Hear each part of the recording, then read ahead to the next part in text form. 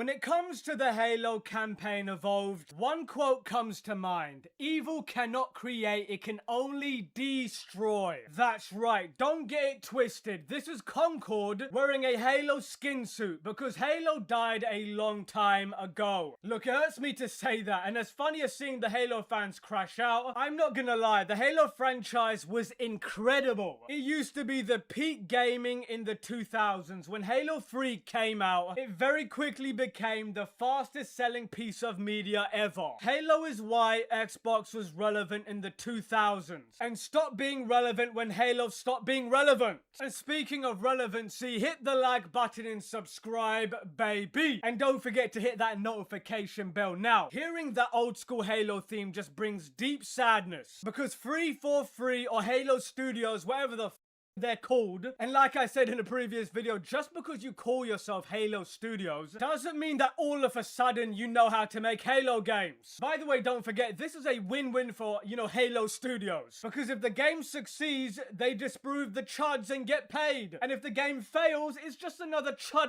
IP ruined. Anyway, their Halo is just fan fiction. The last real Halo was Halo Reach. That's right, the Halo series ended with Reach. You could say that Halo reached its conclusion. And with that game, everything went downhill from there. At least Halo 4 gave us a Cortana who actually looked good. I mean, that's how low the bar is. Because now, Cortana looks like a cross between Brock Lesnar and your kitchen sink. Now, let me just say, the Halo combat or campaign evolved is basically punishment for every Halo fan out there. This is why I don't pre-order games anymore. When it was announced that it was a, quote, remake and not a remaster, I knew what was going to happen. And sure enough, we got the Mr. Master Queef edition. Not Master Chief, no, Master Queef. The developers of this can't make a faithful adaptation of any kind of form of media. They have to add their own weirdo personality to it, no matter how great the original work was. Every time they wake up, they ask themselves, how do I insert my toxic personality into things other people like to ruin it for them? I mean, there's a pattern in the type of people who are designing these games right now, and it's extremely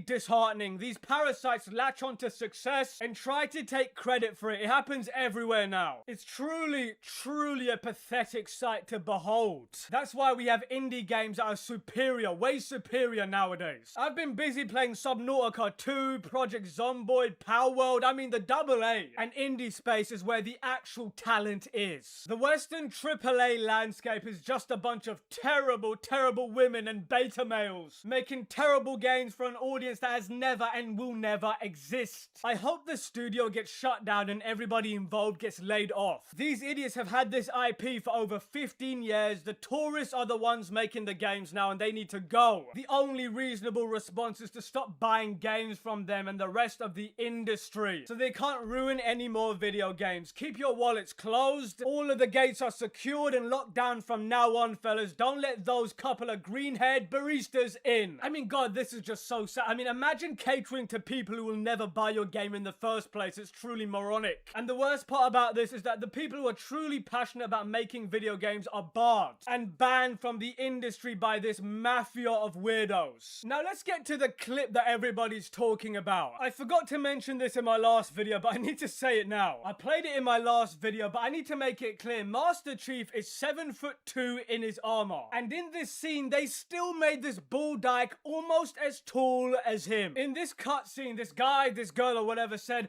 I thought you'd be taller. I mean, he's 7'2", lady, but then again, I guess that's more akin to real life because women have been raising their standards even higher and higher. Oh my God, I'm not interested because he's got to be at least 8 foot tall and have a 10-digit salary. You know, I guess 7'2" is the new 5'11". The level of stupidity in this cutscene. Anyway, when you listen to these lines, if you look at it from a page, from a writer's perspective, it was probably written to be sarcastic, but the delivery from the voice actress didn't convey that. But 343 doesn't care about that. These lazy millennial developers are just, oh, it's fine. Let's just release it like that. Oh, these guys are so annoying. You know, the only way you could save this scene would be if she said, I thought you'd be taller to Master Chief, and he responded, I thought you'd be less ugly. Boom, there you go. You saved the scene. If we're gonna have real banter, let's have real banter. But then again, that's never going to happen. Instead, we got a Master Chief humiliation ritual. And what's really scary is that these developers sat around a desk giving each other high fives saying, oh my god, we killed it with that scene. God, these people make me sick. Can I just say, the Bull Dyke character, her sole purpose in the game was not only to lazily glorify, badass women, it was to trash the entire lore, the story, the premise through emasculating Master Chief.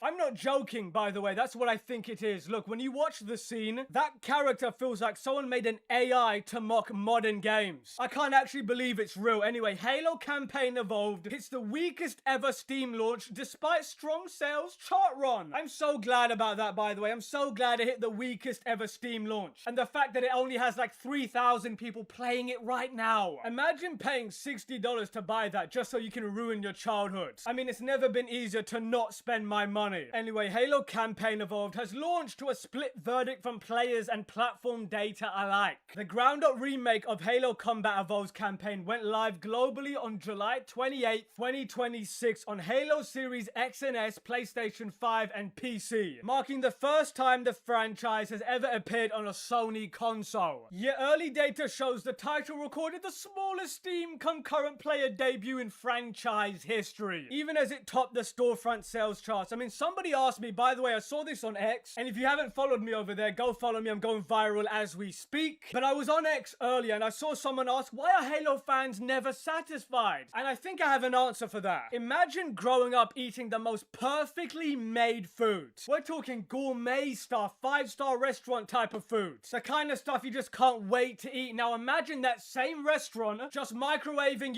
noodles or something and handing it to you. And before they hand it to you, they spit right into it in front of you. Quite frankly, I can understand why some Halo fans are crashing out. Now, this article says the weakest Steam debut in Halo series history. According to the tracking site SteamDB, Halo Campaign Evolved peaked at an underwhelming 25,000 concurrent players on Steam. Ouch! Oof, terrible for Halo. That figure sits well below the franchise's prior benchmarks. Halo Infinite reached 272,000 peak concurrent users, while Halo Master Chief Collection peaked at 161,000 following its 2019 Steam release. Guys, if I worked in sales and I performed this poorly at my job, I would be fired before I could even get my coat off. I mean, like I said earlier, Halo Campaign Evolved has like 3,000 players playing right now. Hey, you know what? More layoffs, Asha Sharma. These people cannot be asking me if I want fries with that fast enough. And to be honest, they'd probably screw that up too. They'd screw that up so badly you'd get food poisoning. Alright. Review aggregation on Steam has echoed that soft opening. That's what my girl said to me last night. Anyway, Campaign Evolved's review score echoes its launch performance, with a Steam reporting a mixed rating of 67%